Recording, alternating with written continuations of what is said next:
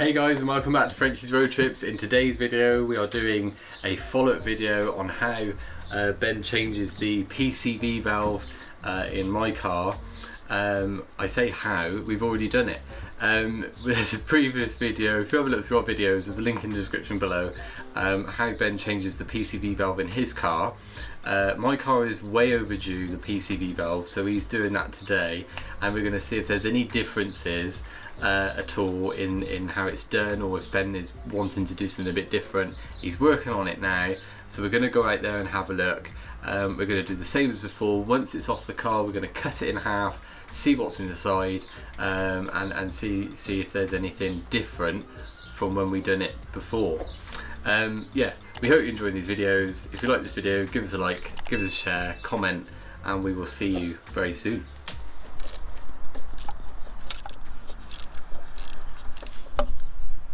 So you join us outside,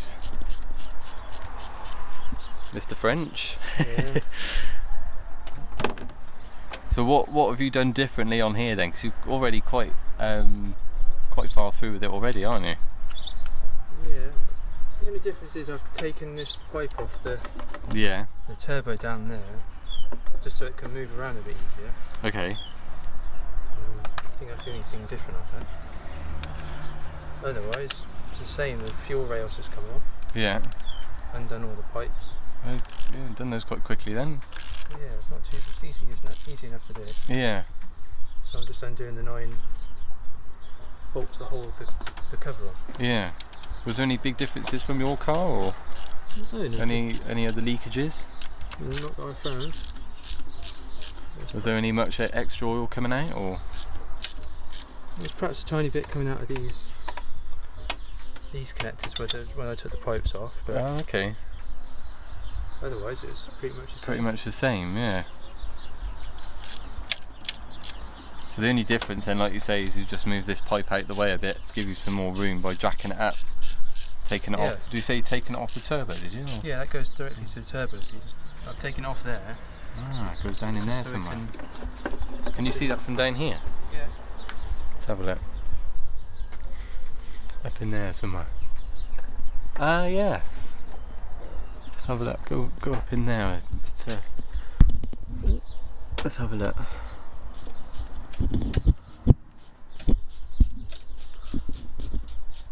Ah, yeah, I can see it's actually got oil dripping out of it. Yeah. Right, okay. So it was a bit easier doing that then when it was. Well, at the minute, that makes it easier when the cover comes off. Right. I see there's a bit of oil around this sump. That's old though, isn't it? Oh, is it old? Yeah, it's old. Oh, yeah. Dry jelly crap. Yeah, it's very interesting. Okay, so yeah, not much difference then, just a different sort of takeoff over here. With various bits and pieces.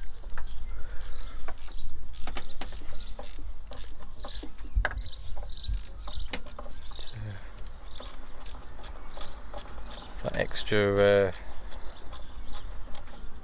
earth cable we added, that was in another video we done. Extra earth which connects to the mounting on the starter, I think down in there somewhere it connects to. It's in a previous video as well. Have a look through the videos and you'll find how we do a installation on a second earth. That's also in there. I tell you what, it's quite cold, isn't it? It's not like how it was. Yeah, 2 days ago in the UK it was plus 30 degrees centigrade. It was a nice, nice and hot, wasn't it? Yeah. And here we are, it's about 15 degrees, so a bit colder than what it has been. We find ourselves doing car jobs. Preventative maintenance, I think is what they call this. Yeah.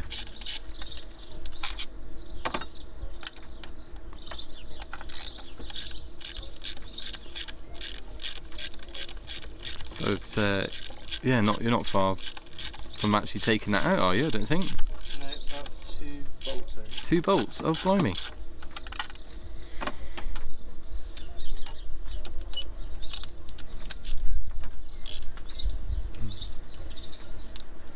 quite a relatively straightforward.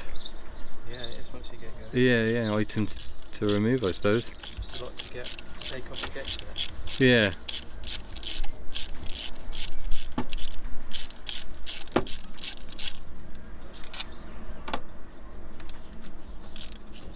So as I say, if we've put the link in the description on this video of Ben doing the full version of the removal and replacement of a PCV valve on a Freelander 2. Put it in the description below. Have a look at that. This is just a quick, I suppose, comparison video, follow-up video of how this looks on this one. Preparing for the removal now, I think, aren't we? I'm about to take it off, I think. See what we can see inside. It's a bit fiddly. I always remember this being fiddly on yours. Forgotten. I've missed a bolt. Ah, you've missed a bolt. What bolt was that? There's a bolt just on the side there. Ah.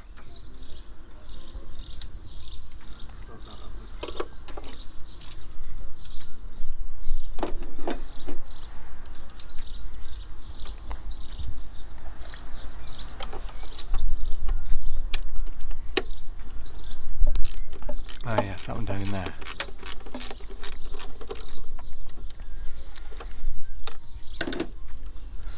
Oh, you can see a bit of oil down that's dripped on there, out of that little where the hose connects to. Yeah, the all came out of there when I took it off. Right, that's interesting. Yeah.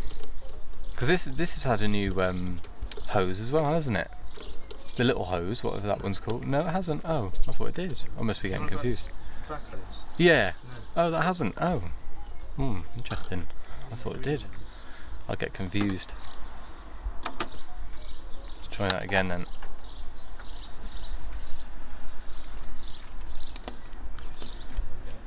Ah, it's a movement now.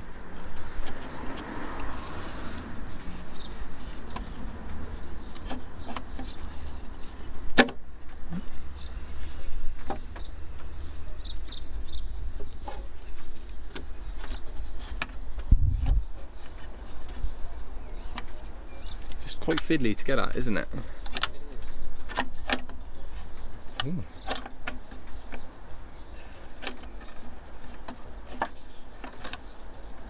Now, as far as we're aware, this hasn't been replaced in the time, certainly that we've had it, which is what, 2-3 years, Yeah. I think. Like There's no paperwork or any documentation to say that it's been done otherwise. So. And the car's done over 120,000 miles, so it is overdue replacement of this valve.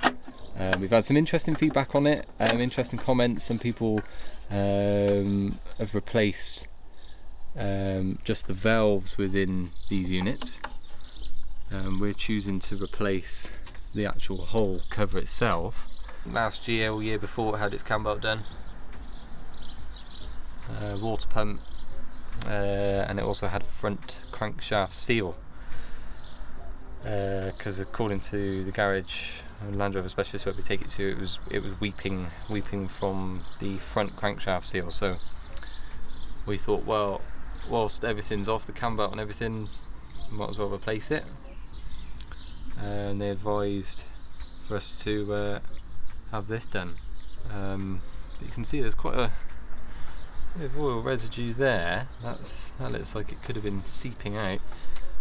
I was just noticed there, there's some oil residue there on that piece there. I wonder if that's because it was coming out of the seal, perhaps? maybe.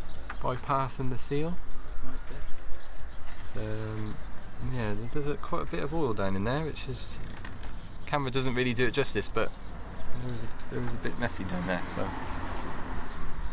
So yeah, we'll put this, or Ben will, I suppose, you'll put this back together, and we will then cut the other unit open in half and see if there's any difference. Not expecting too much difference, but it would be interesting to do a comparison, because they are, although they are the same vehicle, the mileage difference between them is considerably different, isn't it? You've got yours, which is nearly 100 nearly 180,000, and this one is just over 120,000. So yeah, it'd be interesting to see the difference. I mean, you can already see, I mean, that unit doesn't look too bad, but we will show you guys later, and see you back in the shed.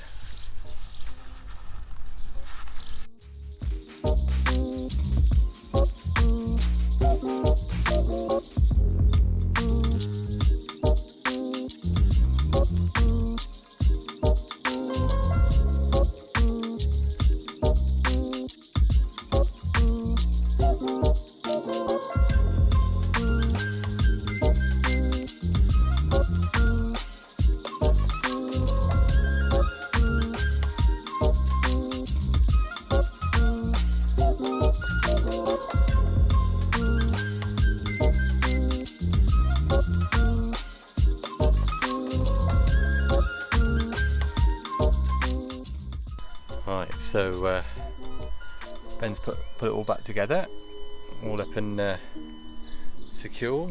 New PCV valve in. Man himself sat in there ready to start it up. Right, here we go then, time to turn it over.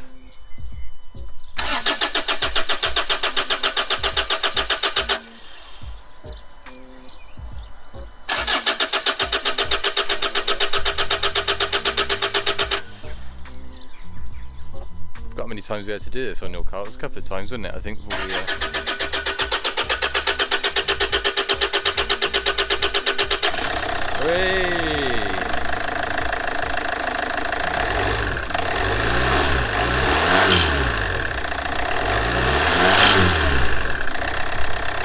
and we're up and running.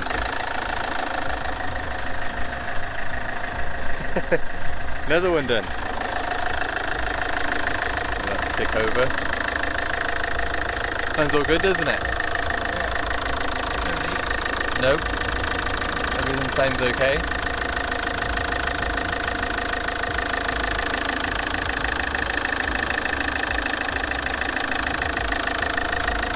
Good job. Okay, you join us back in the shed after a successful PCV valve replacement on my car. As we were saying earlier, it's the mileage difference is the main thing, really, isn't it? Yeah.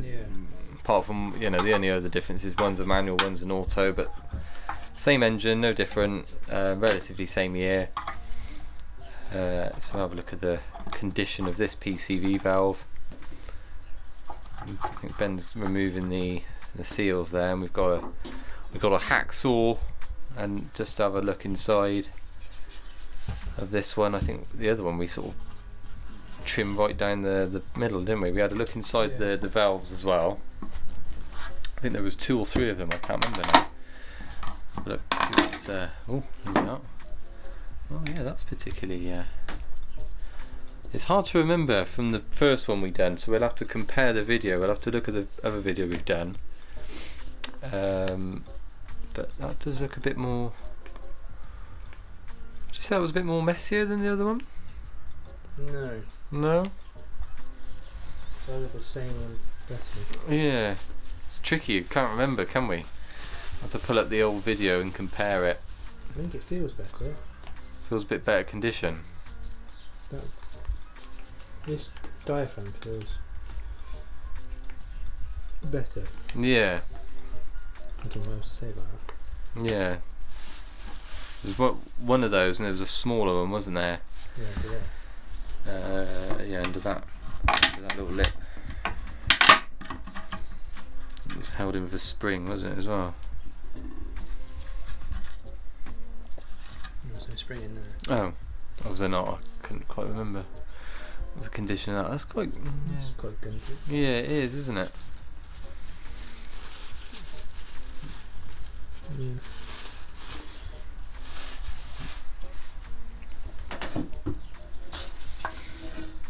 Okay.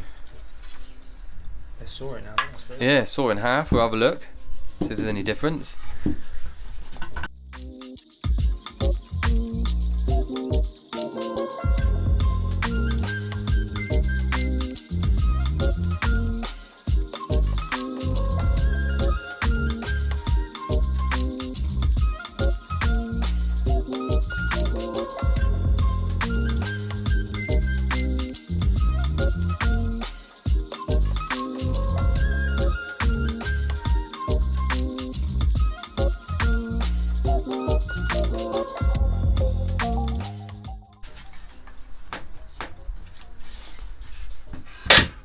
Oi!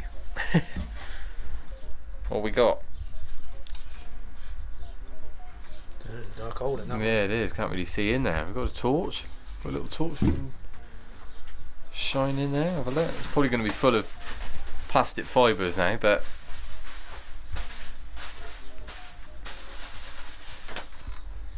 let's have a look. You see? Nothing in there. Can't really see in there, can we? Let's try putting the light on here. There's not really much in there, is there? In fact, actually, I go as far as to say that's quite clean. Yeah. That's not too bad. It is quite clean in there. I can't quite. I mean, all that swarf is the plastic. Yeah, all the plastic material. Yeah. There's certainly no blockage in there, is there? And I wouldn't say there's a blockage. There's not one in there either. Anywhere in there. And let's have a look in there. Don't think there's nothing wrong with that. No, nothing. No. Oh yeah, that's as clear as you like in there, isn't it? Yeah. So it does beg the question, doesn't it, as to why these get replaced. And I think now, well, we've done 2 of them now.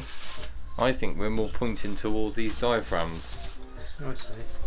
that seem to, for whatever reason, fail, or yeah, gunge up to the point where they don't move, as opposed to the actual whole unit failing.